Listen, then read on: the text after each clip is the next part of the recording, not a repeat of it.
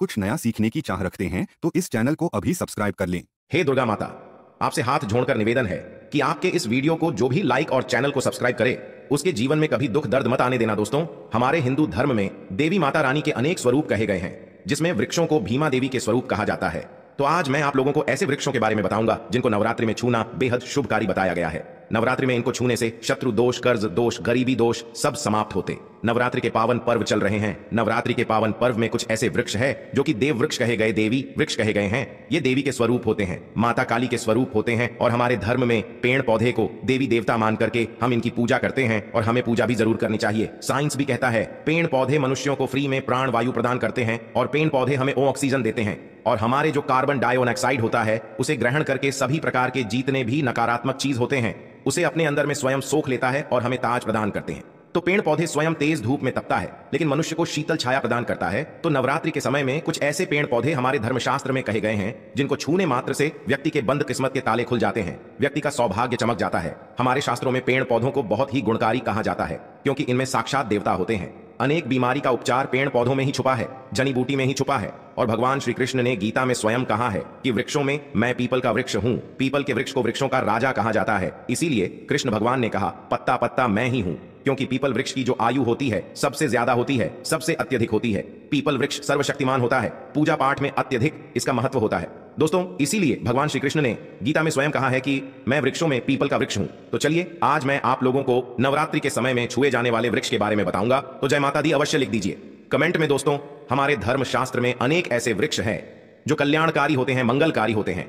अगर इस वृक्ष को छू लेते हैं तो आपकी सभी प्रकार की परेशानी है, सभी प्रकार के कष्ट है, यह सब समाप्त हो जाते हैं। खास करके नवरात्रि के समय में इसका असर कई लाख गुना होता है। नवरात्रि के समय को शक्ति का पर्व कहा जाता है। शक्ति पर्व क्यों कहा जाता है? क्योंकि इस समय अचेत जो वस्तु होती है वो भी चेतना युक्त हो जाती है, अर्थात इस समय जो शक्ति हमारे धरती लोक में आ जाती है। नौ दुर्गा को क्या बोल सकते हैं हम? शक्ति बोल सकते हैं। तो माता रानी इस धरा पर आती है, इस पृथ्वी लोक पर आती है, तो जितने भी पेड़ पौधे हैं, जीव जंतु है, चल अचल सभी प्रकार के जो वस्तु है ये सब में प्राण आ जाते हैं, न सब में शक्ति निहित हो जाती है, जागृत हो जाती है। तो इस समय कोई भी पेड़ पौधे को जा करके छू दें, खास करके देवी स्वरूप कहे गए जो पेड़ पौधे होते हैं, जा करके आप इसे छू करके आते हैं तो आपके जीवन की परेशानी है, दुख है, तकलीफ है, कष्ट है, रोग है, बीमारी है, कलह है, जीवन में चल रही बहुत बड़ी समस्या है, सब समस्या समाप्त हो जाती है। काल सर्प दोष, मंगल दोष, शनि दोष, राहु दोष तत्काल अपना असर दिखाती है और सब दोष खत्म हो जाते हैं। दोस्तों, आज मैं आप लोगों को 3 पौधों के बारे में बताऊंगा और ये तीनों पौधे देव वृक्ष कहे जाते हैं। वीडियो को ध्यान से देखना, अगर आज की वीडियो मिस कर दी तो फिर सारी जिंदगी आपको पछताना पड़ेगा, क्योंकि नवरात्रि ही एक ऐसा पर्व होता है, एक ऐसा समय होता है केवल 9 दिनों के भीतर। मैं आपको लंबी पूजा पाठ करने की जरूरत नहीं, पति केवल 9 दिनों के भीतर में ही आप अपनी समस्या को, आप अपनी गरीबी को स्वयं अपनी आंखों से समाप्त होते हुए देख सकते हैं। मैं जिस वृक्ष के बारे में बता रहा हूं यह सारे वृक्ष आपको अपने घरों के आसपास में बहुत ही आसानी से मिल जाएंगे। दोस्तों, वीडियो में आगे बढ़ने से पहले, जानकारी बताने से पहले, अभी तक कमेंट बॉक्स में जय माता दी नहीं लिखे हैं तो जय माता दी जरूर लिखना। जब आप हमारे कमेंट बॉक्स में जय माता दी लिखते हैं तो हमें काफी हर्ष होता है, काफी उल्लास होता है। आप हमारी वीडियो को लाइक करते हैं तो हमारा मनोबल बढ़ता है और आप सभी लोगों के लिए इस प्रकार ज्ञान भरी जो अच्छी अच्छी जानकारी होती है आप सभी लोगों के लिए ले करके आते हैं। तो अगर आप इस प्रकार की जानकारी में इंटरेस्ट रखते हैं, इस चैनल को अगर सपोर्ट करना चाहते हैं तो आप हमारे चैनल को सब्सक्राइब कर हमारा सपोर्ट जरूर करें। दोस्तों, मेरे जो उपाय होते हैं आप लोगों को मैं सरल से सरल आसान उपाय बताता हूं, जो भी हमारे गुरुदेव ने हमें सिखाया है। जो उपाय बहुत ही सरल होते हैं, बहुत ही आसान होते हैं और यह राम बाण की तरह काम करते हैं। जिस प्रकार प्रभु राम के जो बाण होते हैं छुंग होते हैं, उसी प्रकार मेरे वीडियो में बताए गए जो उपाय होते हैं अचूक होते हैं, कभी भी प्रभावहीन नहीं होते हैं। तो वीडियो को ध्यान से देखना। कौन से ऐसे 3 वृक्ष हैं जिसे हमें छू करके नवरात्रि के समय में जरूर आना चाहिए। एक खास बात सभी दर्शकों को बताना चाहूंगा, नवरात्रि के समय में जितना ज्यादा हो सके देव वृक्ष की पूजा जरूर करना। दोस्तों, देव वृक्ष में कई प्रकार के वृक्ष होते हैं। चलिए मैं आप लोगों को बताना चाहूंगा कौन से वृक्ष को छूने से हमारी गरीबी मिट्टी है। पहला जो वृक्ष है बेल का वृक्ष, जो बेल का वृक्ष है यह वृक्ष माता पार्वती के पसीने से उत्पन्न हुआ है। स्कंद पुराण के अनुसार जो माता पार्वती हैं यह देवी स्वरूप कही गई हैं, अर्थात यह नवदुर्गा के स्वरूप कही गई है। तो स्कंद पुराण की कथा में कहा गया है जो बेल का वृक्ष है माता पार्वती के पसीने से उत्पन्न हुआ है। इसकी डाली में पार्वती, जड़ में ब्रह्म, तने में विष्णु एवं समस्त जो हिस्से हैं उसमें भगवान शंकर जी बसते हैं। संध्या काल में शिव मंदिर के समीप या नौ दुर्गा मंदिर के समीप जो बेल के वृक्ष हैं, इसके नीचे में घी का दीपक जलाने से व्यक्ति धनवान, गुणवान एवं पराक्रमी बनता है। व्यक्ति के सभी प्रकार के मनोरथ की पूर्ति होती है। हमारे धर्मशास्त्र यह भी कहते हैं नवरात्रि के समय में अगर कोई भी व्यक्ति, जी हां, नवरात्रि के समय में अगर कोई भी व्यक्ति बेल के वृक्ष को माता नौ दुर्गा का ध्यान करते हुए 7 बार छू करके आ जाते हैं तो ऐसे व्यक्ति की तत्काल, अगर उपवास व्रत रखा है, ध्यान से सुनिएगा, जो लोग उपवास व्रत रखे हैं ऐसे व्यक्ति की थकान, सुस्ती तत्काल चली जाती है। ध्यान से सुनिए, जो व्यक्ति उपवास रखे हैं, व्रत रखे हैं, ऐसे व्यक्ति को नवरात्रि के समय में जितना ज्यादा हो सके संध्या काल में बेल के वृक्ष को जरूर छूना चाहिए। केवल आप ज्यादा नहीं छू सकते तो 7 बार छू करके जरूर आ जाना और बेल वृक्ष के नीचे में घी का दीपक जरूर जला देना। दोस्तों, घी का दीपक जलाते हैं तो इसके क्या फायदे मिलते हैं ये भी इस वीडियो में बताऊंगा। मैं सारी जानकारी इस वीडियो में विस्तार से बता रहा हूं, इसलिए आज की वीडियो थोड़ी बड़ी बन सकती है। हो सकता है 15 मिनट की वीडियो बन जाए, लेकिन अपना पूरा समय जरूर देना, क्योंकि जब हम उपवास व्रत रखते हैं तो हमारे शरीर में काफी थकान आ जाती है, हमारे शरीर में ऊर्जा की कमी होने लगती है। हालांकि हमें अध्यात्म ऊर्जा प्राप्त होती है, लेकिन हमारे शरीर में ऊर्जा की कमी होने लगती है।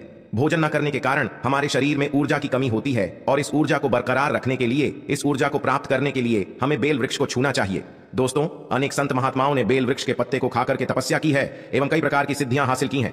धर्मशास्त्र कहते हैं अगर नवरात्रि के समय में बेल के पत्ते खाए जाएं तो जो व्यक्ति लंबे समय से जो मंत्र के जाप कर रहे हैं, सिद्धि प्राप्त नहीं हो पा रही है, फिर कुछ आप ऐसी सिद्धि को प्राप्त कर सकते हैं जो सिद्धि आपको काफी लंबे समय से प्राप्त बेल के पत्ते खाने से वह सिद्धि जल्दी प्राप्त होती है। इसके नीचे घी का दीपक जलाने से हमें सिद्धि की प्राप्ति होती है। सिद्धि का मतलब होता है कार्य में सफलता।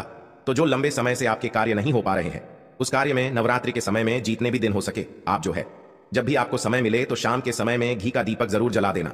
और अगर कोई भी व्यक्ति नवरात्रि के समय में, ध्यान से सुनिए, अगर कोई भी व्यक्ति नवरात्रि के समय में अगर बेल वृक्ष की जड़ में दूध चढ़ाते हैं, वो सभी प्रकार के व्याधि दूर होती है। अगर सिंदूर युक्त गंगा जल चढ़ाते हैं तो व्यक्ति की गरीबी मिटती है। अगर तेल चढ़ाते हैं बेल वृक्ष के जड़ में तो सौभाग्य की प्राप्ति होती है। और अगर बेल के तीनों पत्तों में, दोस्तों ध्यान से सुनिए, त्रिदेवी कही गई है, जैसे कि महाकाली, महालक्ष्मी, महासरस्वती। तो अगर बेल के जो 3 पत्ते हैं महालक्ष्मी, महाकाली, महासरस्वती के स्वरूप कहे गए हैं, तो बेल के अगर तीनों पत्तों में ओम, दूसरे पत्ते में हरिओम को सिंदूर से लिख करके चढ़ाना होता है, सिंदूर से लिख करके चढ़ाया जाए तो तत्काल उसी समय मनोकामना की पूर्ति होती है, कार्य में सफलता मिलती है। कोई लंबे समय से आपकी मनोकामना हो, आप चाहते हैं वह मनोकामना पूर्ण हो जाए, तो यह उपाय अवश्य करिएगा। दोस्तों, इसकी जड़ में ध्यान से सुनिए, नवरात्रि के समय में इसकी जड़ में अगर तांबे की कोई भी रिंग होती है, जिसे हम एक प्रकार के तांबे की जो धातु है ये मंगल से जुड़ी हुई होती है, तो अगर नवरात्रि के समय में इसकी जड़ में तांबे की जो रिंग होती है, अंगूठी होती है, अगर आप 4 अंगुल खंड करके दबा करके आ जाते हैं, नवरात्रि भर इसे दबे रहने देना है। इसके बाद अगर आप पहन लेते हैं तो वह जागृत हो जाती है, क्योंकि जो बेल के वृक्ष हैं स्वयं जागृत कहे गए हैं और नवरात्रि के समय में इसकी जो आवरा होती है, इसकी जो ऊर्जा होती है, अत्यधिक बढ़ जाती है। फिर अगर आप इस प्रकार की अंगूठी को पहनते हैं तो कभी भी आपको रक्त संबंधी समस्या नहीं आती, क्षणिका दोष नहीं सताता, राहु की पीड़ा नहीं सताती और 9 दुर्गा की कृपा से सदैव आप सुरक्षित रहते हैं। ऐसे व्यक्ति की कभी भी अकाल मृत्यु नहीं होती। दोस्तों, मैं दूसरे पौधे के बारे में जो बता रहा हूं वह पौधा भी जान लीजिए। मैं जो दूसरे पौधे के बारे में बता रहा हूं यह शमी का वृक्ष है। शमी के वृक्ष को जगदम्बा के स्वरूप कहा गया है। जो शमी के वृक्ष हैं यह स्वयं जगदम्बा के स्वरूप है। इस पर स्वयं मां जगदम्बा स्वयं साक्षात विराजमान रहती है। और कोई भी व्यक्ति अगर संध्या काल में, नवरात्रि के समय में इसके नीचे में धूप दीप जलाता है, धुआं दिखाता है, तो उनकी सभी प्रकार की परेशानी दूर होती है। धर्मशास्त्र कहते हैं अगर कोई भी व्यक्ति नवरात्रि के पूरे समय में हो सके, अगर आप एक दिन भी करना चाहते हैं तो आप ये उपाय एक दिन भी कर सकते हैं, पंचमी या सप्तमी के दिन कर सकते हैं। तो हमारे धर्मशास्त्र में कहा गया है अगर नवरात्रि के समय में लाल चूनी अगर कोई भी व्यक्ति मनोकामना बोलते हुए शमी के वृक्ष में बांधे तो वह मनोकामना की पूर्ति होती है। लाल चूनी अगर कोई भी महिला जाकर के बांधती हैं तो उन्हें सौभाग्य की प्राप्ति होती है, उसके पति की कभी भी अकाल मृत्यु नहीं होती। इसकी जड़ में सिंदूर डालने से व्यक्ति को आरोग्य की प्राप्ति होती है। जो लोग लंबे समय से बीमार पड़े हैं, ऐसे व्यक्ति के जो घर में रहने वाले सदस्य हैं, तो वह लोग जो बीमार पड़े हैं उनके शरीर से 7 बार सिंदूर को उतारा करके शमी की जड़ में डाल सकते हैं, तो उनके रोग जल्दी ठीक हो जाएंगे। जो लोग लंबे समय से बीमार पड़े हैं या फिर आप बीमारी से बचना चाहते हैं, निरोग रहना चाहते हैं, तो इसकी जड़ में सिंदूर जरूर डाल देना। मनोकामना पूर्ति करने के लिए मैं एक मंत्र बता रहा हूं, इस मंत्र को बोलते हुए शमी के वृक्ष को छूना है। इस मंत्र को बोलते हुए शमी के वृक्ष को छूना है। आप तत्काल नवरात्र के समय में इसका रिजल्ट देखना। जैसे ही नवरात्रि समाप्त होगा आपकी जो मनोकामना है उसकी पूर्ति हो जाएगी, आपकी जो दरिद्रता है वह दरिद्रता समाप्त हो जाएगी। तो मंत्र कौन सा है? तो आपको बोलना है मम्मन और थे पूरे मम दरिद्र नाश। ये मंत्र आपको बोलना है। ये मंत्र बोलते शमी के वृक्ष को छूना है। सभी प्रकार के आपके मनोरथ की पूर्ति होगी, आपकी जो दरिद्रता है, दरिद्रता समाप्त हो जाएगी, 2 मंत्र हो जाएंगी। या आपको छूते हुए बोलना है। आप चाहते हो तो नवरात्रि के समय में मौली धागे भी शमी के वृक्ष पर बांध सकते हो। अधिकतर लोग मौली धागे बांधते हैं। मौली धागे बांधने से माता रानी आपसे बन जाती है। दोस्तों, कहने का मतलब है कि माता रानी आजीवन आपका साथ देती है, आपके हर कदम में मार्गदर्शन करती है। इसकी जड़ की मिट्टी लाकर के, ध्यान से सुनिए, नवरात्रि के समय में अगर आप जो है 9 दुर्गा के उपवास नहीं कर पा रहे हैं, व्रत नहीं कर पा रहे हैं किसी कारणवश, तो केवल इसकी जड़ की मिट्टी ला करके नवरात्रि के समय में स्नान करने से व्यक्ति का भाग्य उदय हो जाता है, व्यक्ति का भाग्य चमक जाता है, व्यक्ति की जो फूटी किस्मत होती है वह भी चमक जाती है। आप में से अधिकतर लोग बोलते हैं ना कि हमसे लक्ष्मी नाराज हो चुकी है, लक्ष्मी हमारे घर में आना ही बंद कर चुकी है। तो आप चाहते हैं कि लक्ष्मी की कृपा प्राप्त हो जाए, तो नित्य नवरात्रि के समय में इसकी मिट्टी को ला करके नवरात्रि के समय में स्नान करना शुरू कर दीजिए। नहाने वाले पानी में डाल करके स्नान करना शुरू कर दीजिए। आपके शरीर से दोष दूर हो जाएंगे। आपके शरीर से किसी भी प्रकार की पीड़ा है, सकारात्मक शक्ति आपके शरीर में प्रवेश कर गई है, वह भी समाप्त हो जाएगी। दोस्तों, तीसरे क्रम में मैं जिस वृक्ष के बारे में बता रहा हूं, मित्रों, इस वृक्ष को देव वृक्ष भी कहा जाता है। जो तीसरा वृक्ष है वह है पारिजात का वृक्ष। पारिजात का वृक्ष समुद्र मंथन से उत्पन्न हुआ था और यह देवराज इंद्र के नंदन वन में स्थापित किया गया था। पारिजात वृक्ष भगवान कृष्ण ने मानव जन कल्याण के लिए धरती लोक पर लाए थे। जो पारिजात का वृक्ष है, इसे भी लक्ष्मी का स्वरूप कहा गया है, क्योंकि माता लक्ष्मी भी समुद्र से उत्पन्न हुई है और पारिजात के वृक्ष भी समुद्र से उत्पन्न हुआ, इस नाते ये माता लक्ष्मी की बहन कही जाती है। तो ऐसा माना जाता है कि कोई भी मनुष्य, उनके शरीर में कितनी भी ज्यादा थकान हो, कितनी भी पीड़ा हो, जैसे कि नवरात्रि के अगर आप व्रत रख रहे हैं, व्रत के दौरान अगर आपके शरीर में थकान है, पीना है, तो पारिजात के वृक्ष को शाम के समय में छू करके जरूर आ जाना। आप चाहते हो तो नवरात्रि के किसी भी टाइम में आपको टाइम मिले, उस समय में जा करके इसके वृक्ष को छू सकते हैं। इसके वृक्ष को छूते ही तत्काल शरीर से पीना है, जो थकान है, सुस्ती है, कमजोरी है, वह समाप्त हो जाती है। इस वृक्ष के नीचे में अगर नवरात्रि के समय में घी का दीपक जलाया जाए, चुटकी भर सिंदूर अगर इसकी जड़ में डाला जाए, तो सभी प्रकार की मनोकामना की पूर्ति होती है। लेकिन आपको प्रार्थना जरूर करनी है कि हे पारिजात वृक्ष, आप देवी स्वरूप कहे जाती है, आप हमारी सभी प्रकार की पीड़ा को दूर करें। ग्रह दोष है, पितृ दोष है, लक्ष्मी दोष है, इसे आप समाप्त करें।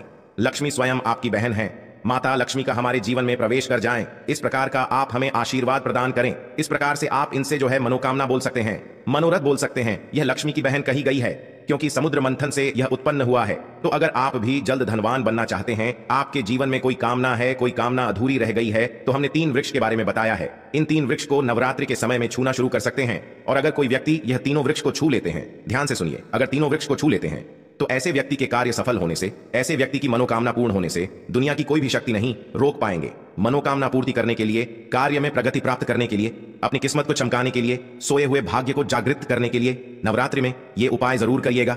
दोस्तों, यह उपाय सोने पर सुहागा होगा या आपकी जिंदगी को संवार देंगे, आपकी जिंदगी में चल रही परेशानी को दूर कर देंगे। तो यह जानकारी कैसी लगी हमें कमेंट सेक्शन में जरूर बताना, और इस जानकारी को अपने तक सीमित मत रखना। इस जानकारी को आगे जरूर शेयर करना, क्योंकि ज्ञान बांटने से ज्ञान बढ़ता है। हो सकता है आप इस वीडियो को शेयर आगे करेंगे तो कोई व्यक्ति नवरात्रि के समय में थकान महसूस करते हैं, पीड़ा महसूस करते हैं, नवरात्रि के समय उनको होती है किसी भी प्रकार के कष्ट होते हैं, तो इन वृक्षों को छू करके सारे कष्टों से छुटकारा पा सकते हैं। तो समाज कल्याण हेतु इस वीडियो को आगे जरूर शेयर करना। कमेंट बॉक्स में अभी तक जय माता दी नहीं लिखा है तो जय माता दी लिख दीजिए। आज की जानकारी यहीं पर समाप्त करता हूं।